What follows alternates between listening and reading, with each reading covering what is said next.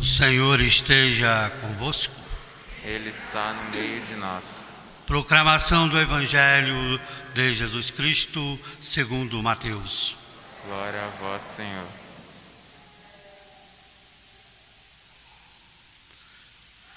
Naquele tempo, Pedro aproximou-se de Jesus e perguntou: Senhor, quantas vezes devo perdoar se meu irmão pecar contra mim? Até 7 vezes? Jesus respondeu: Não te digo até 7 vezes, mas até 70 vezes 7. Porque o reino dos céus é como o rei que resolveu acertar as contas com seus empregados. Quando começou o acerto, trouxeram-lhe um que lhe devia uma enorme fortuna. Como o empregado não tivesse com o que pagar, o patrão mandou que fosse vendido como escravo, junto com a mulher e os filhos e tudo que possuía, para que pagasse a dívida. O empregado, porém, caiu aos pés do patrão e, prostrado, suplicava: Dai-me um prazo e eu te pagarei tudo. Diante disso, o patrão teve compaixão, soltou o empregado e perdoou-lhe a dívida. Soltou o empregado e perdoou a dívida e saiu dali. Aquele empregado encontrou um dos seus companheiros que lhe devia apenas 100 moedas.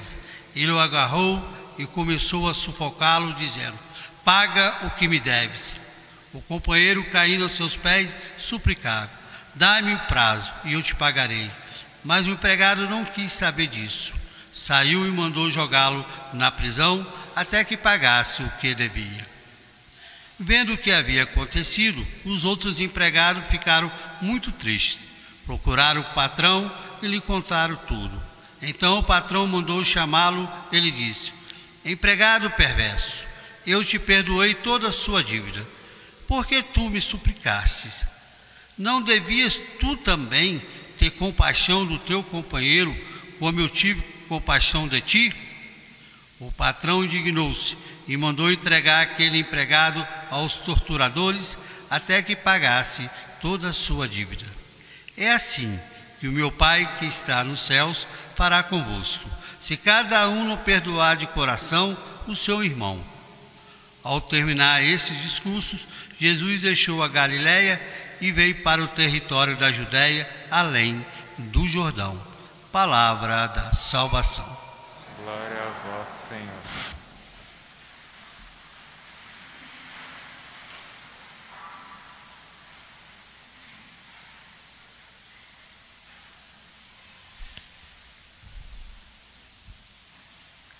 É melhor obedecer a Deus do que aos homens. Meus irmãos, boa noite. Então hoje nós celebramos a festa da Clara. Até é bom falar Clara, né? Realmente é uma santa encantadora. Meus irmãos, como eu gostaria que a nossa comunidade fosse uma comunidade de competidores. Como eu gostaria que nós competíssemos em santidade. Realmente não tem outra coisa na vida a não ser santo. Não tem outra coisa na vida a não ser procurar agradar a Deus. Nós estamos aqui só para isso, agradar a Deus. Certa vez eu estava na Itália e cabia a mim naquele dia cortar a grama do jardim. Aí um padre velhinho passou, perguntou para mim: mas o que você está fazendo? Eu falei: cortando a grama. Ele falou: pode ir embora, vai para casa. E eu fui. Falei: meu Deus, o que eu fiz? Depois, no final do dia, ele falou assim: Arnaldo, você não está aqui para cortar grama. Você está aqui para fazer a vontade de Deus. Entenda, só isso vale a pena. Vocês estão fazendo o que aqui? Estão na missa? Vão para a casa de vocês. Está aqui só para fazer a vontade de Deus, só para amá-lo. Foi isso que Clara procurou fazer na vida, só amar a Deus. E é por isso que quando nós temos, irmãos, uma comunidade de pessoas que amam a Deus, de pessoas que desejam a Deus, isso inspira um ao outro a querer Deus. Clara sempre quis Deus. Clara sempre quis fazer a vontade de Deus. E quando naquela praça ela vê Francisco de Assis despojando das suas vestes para não dever nada ao seu pai, ela falou: mas isso que ele quer é o que eu sempre desejei. Como seria bom se na nossa paróquia fosse assim: aquilo que você está fazendo foi o que eu sempre desejei. Isto é ser católico, é que fazer da nossa vida um grande dom ao outro, onde o meu desejo de amar a Deus faz o outro reconhecer o desejo que ele tem dentro. O que eu sempre quis é o que você está fazendo agora. E isso motivou Clara a responder àquela inquietação que ela já tinha desde sempre. Clara foi criada de uma nobreza e em valores cristãos muito altos. Os pais projetaram para ela uma vida, um casamento extraordinário, mas dentro dela ela só queria amar a Deus. E quando ela viu o que Francisco fez, ela falou: mas é isso que eu quero também. Clara teve que sair às escondidas durante a noite, porque os pais não iam deixar. E Clara se refugiou então numa igreja, e quando depois a família dela foi atrás dela para poder raptá-la, para levar de volta para casa, Clara audaciosamente, quem é das antigas sabe que aqui no presbitério tinha um altar chamado Altar da Comunhão, onde nenhum leigo poderia subir aqui.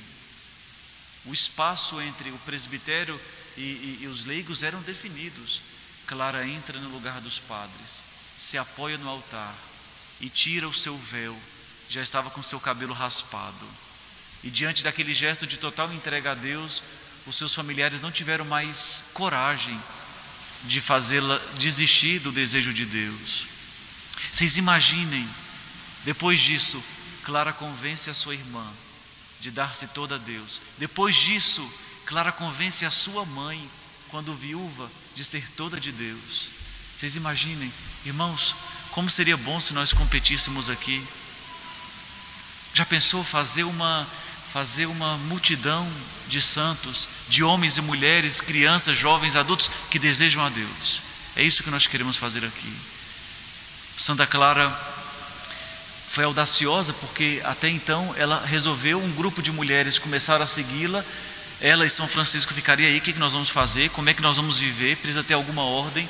Pegaram primeiro a regra de São Bento para poder organizar a vida, depois pegaram a ordem de São Guilherme para poder organizar a vida, depois Francisco escreveu 2 palavrinhas para dizer como é que deveria ser a vida, e depois Clara sintetiza o que deveria ser a vida: viver o Evangelho, fazer a santa obediência, não possuir nada e viver na pureza. Aqui está o norte para Clara: viver o Evangelho, obedecer a todos, nada possuir e viver a pureza. Irmãos, esses são conselhos evangélicos que todos nós somos chamados a viver. Clara abraçou a pobreza de modo extraordinário, e na pobreza se apoia depois a castidade e se apoia a obediência. Sem a pobreza é impossível ser obediente, porque somente quando nós somos pobres, nós não nos apegamos à nossa vontade e somos capazes de obedecer. Só sendo pobre, nós não queremos possuir ninguém, mas somos chamados a nos gastar pelos outros na pureza. Irmãos, se nós queremos viver o Evangelho, aqui está a primeira coisa: ser pobre. Quem é pobre, nada possui. Quem é pobre, tudo dá. Quem é pobre, está todo em Deus.